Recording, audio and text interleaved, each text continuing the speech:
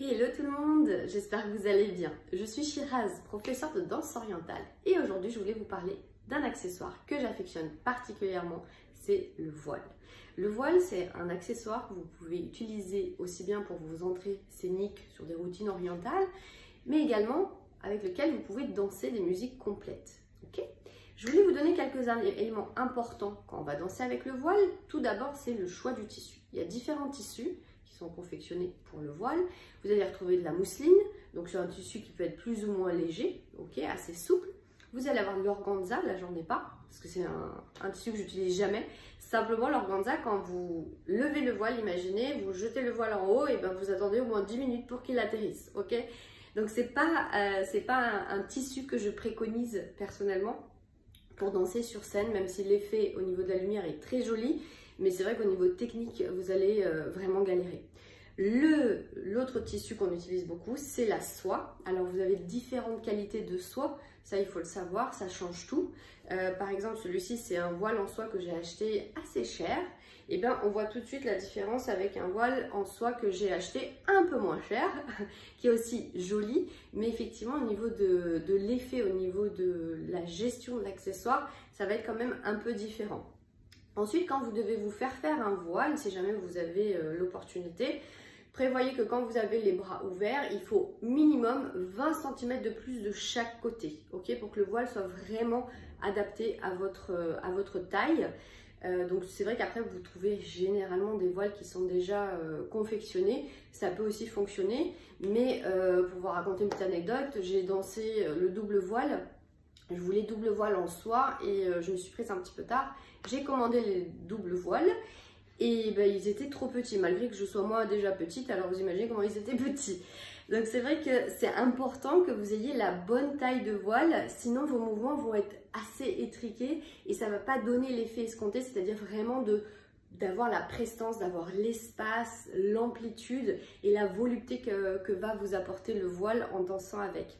Donc, les éléments importants, le choix du tissu, la taille du voile, si vous vous en faites faire un, effectivement il va falloir prévoir 20 cm de plus quand vous avez les bras ouverts, vous prévoyez 20 cm de plus minimum de chaque côté. Et ensuite, c'est la forme, selon les mouvements que vous allez utiliser.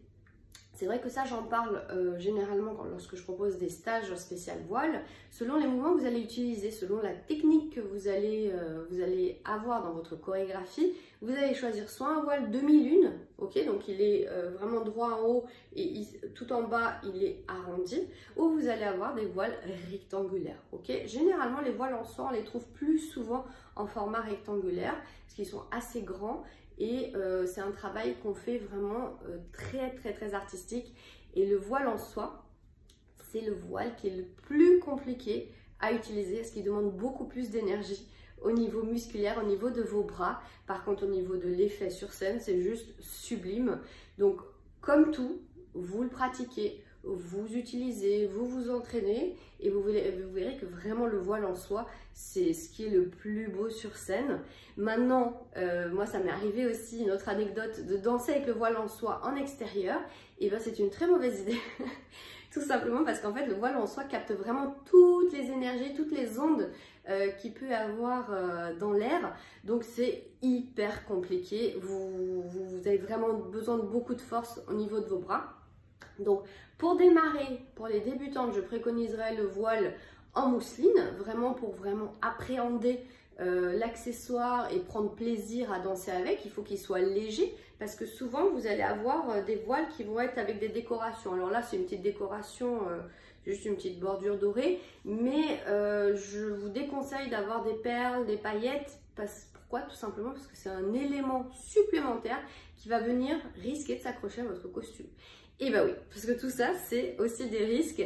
Dès qu'on travaille avec un accessoire, sachez qu'il y a quand même une complexité supplémentaire à gérer l'accessoire sur scène. Il peut avoir des accidents, vous pouvez le faire tomber, il peut s'accrocher. C'est pas grave, le tout c'est d'apprendre à le gérer.